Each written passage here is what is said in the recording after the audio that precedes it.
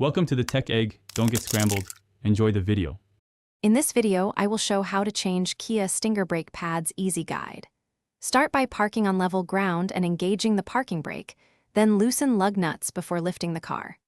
Use a quality jack and jack stands rated for your vehicle, and never rely on the jack alone.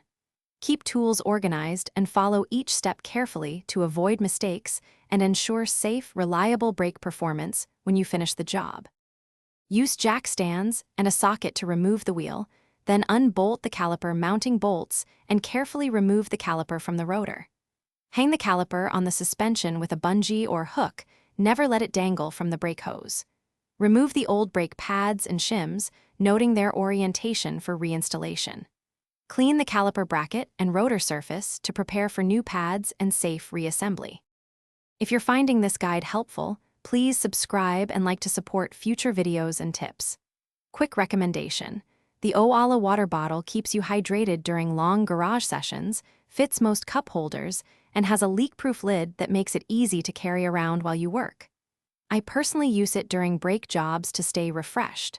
Check the description for the link and other deals, and now let's get back to the video. Compress the caliper piston carefully with a C-clamp or piston tool until it seats fully, then place new pads and any anti-rattle clips into position. Reinstall the caliper over the pads and torque mounting bolts to manufacturer specifications, then remount the wheel and tighten lug nuts in a star pattern for even seating. Lower the car, torque the lug nuts to spec, and pump the brake pedal until firmness returns before a cautious test drive. Thanks for watching. Consider subscribing if I helped unscramble your problems.